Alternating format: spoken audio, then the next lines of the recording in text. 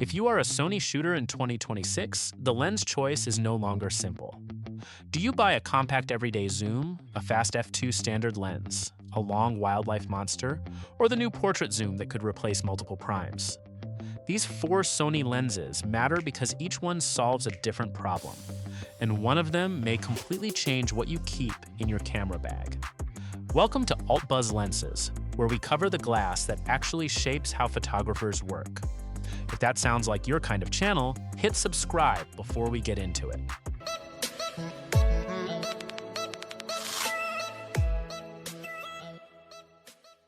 At number 4, we have the Sony FE 20-70mm f4G. And before you scroll past this one, thinking it is just another kit zoom, hear me out.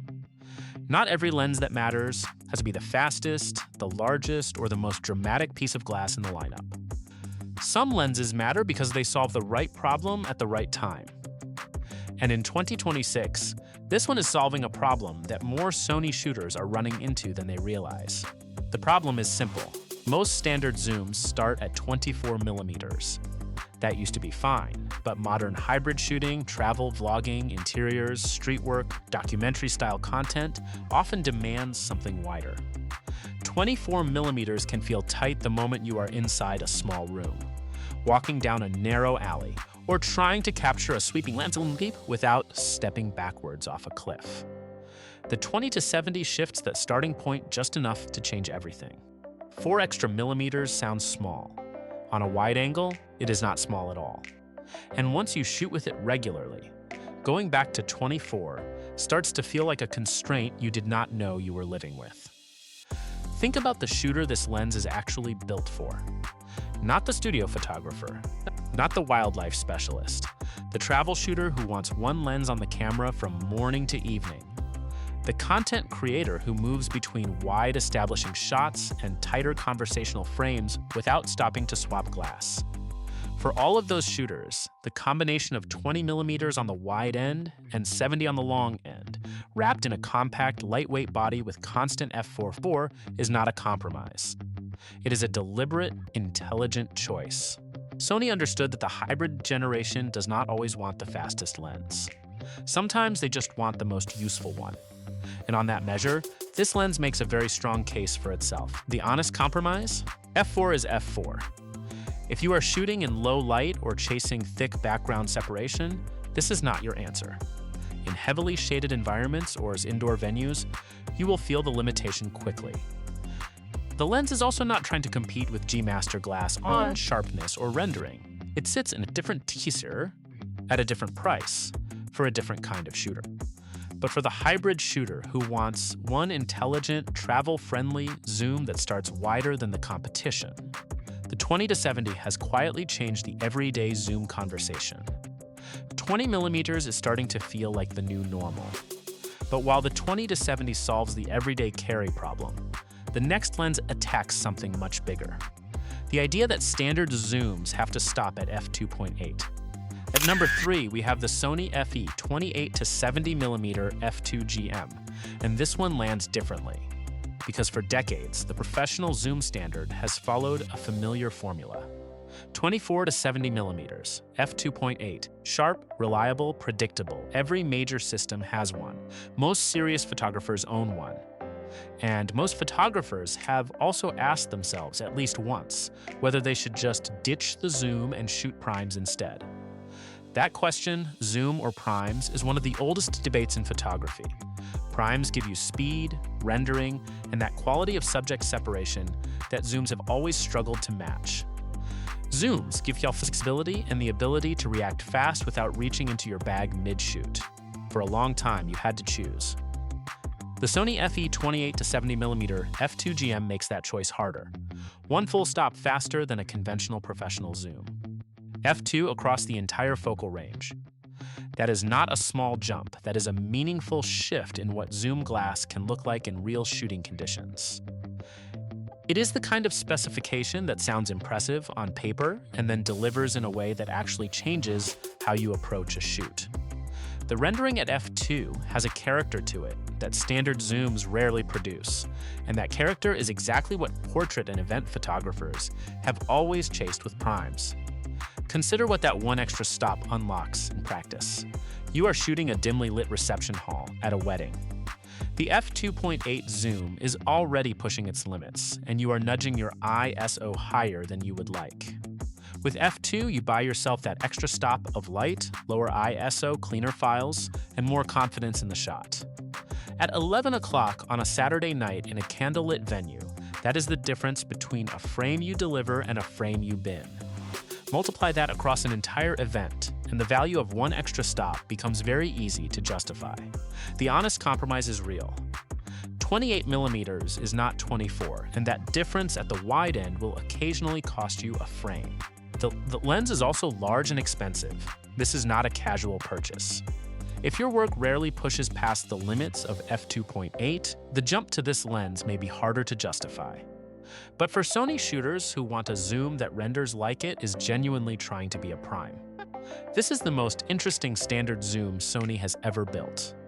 But speed is only one way to change a lens system. The next Sony lens goes in the opposite direction, not faster, but farther, much farther.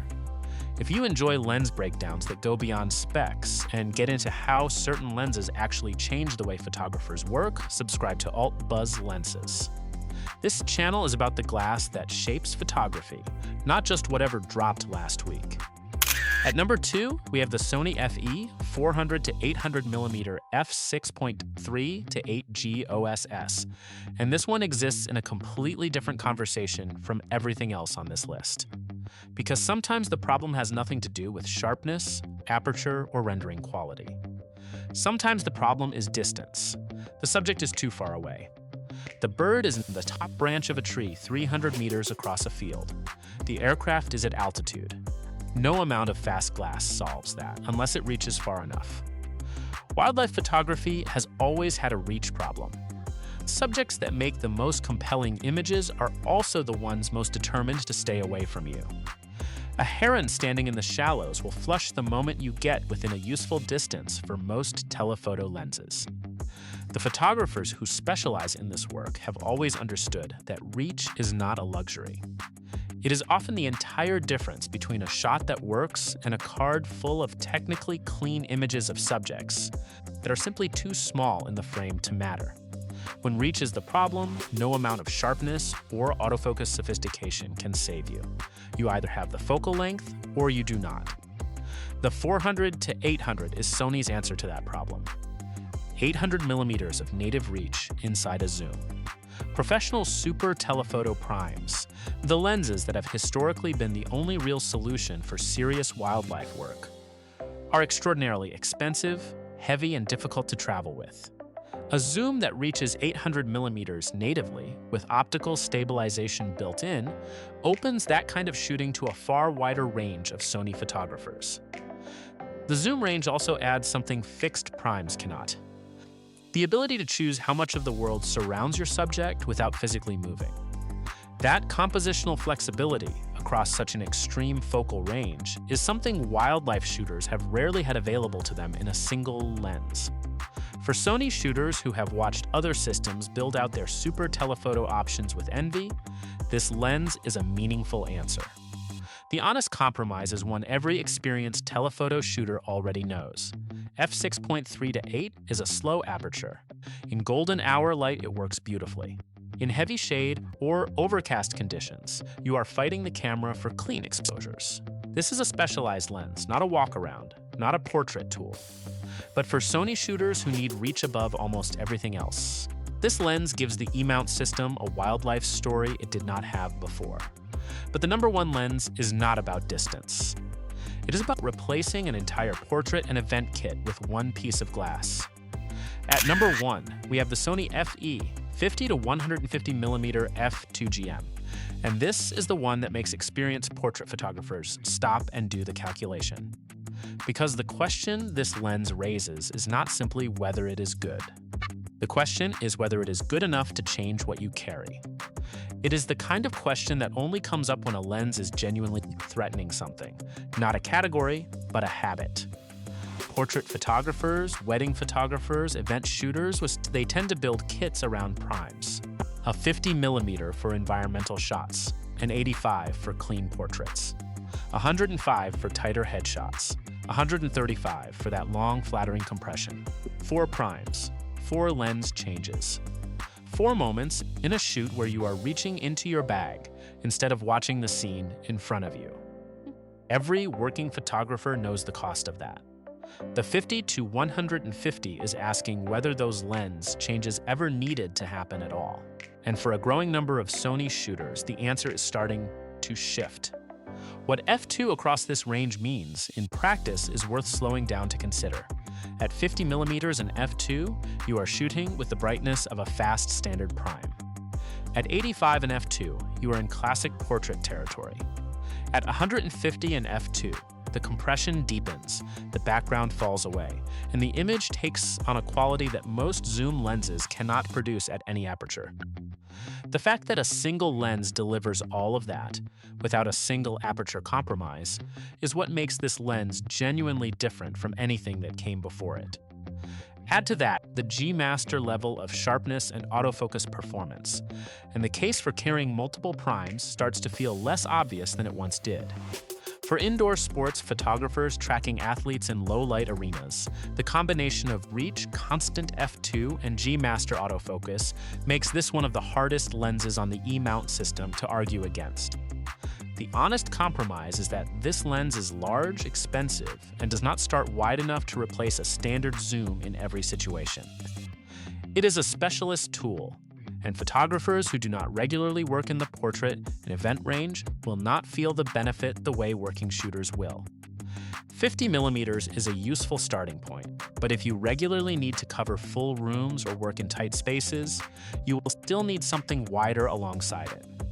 But for photographers who have always carried multiple portrait primes and felt the weight of every lens change, this is Sony making a clear argument: one f2 G master, covering the whole portrait range.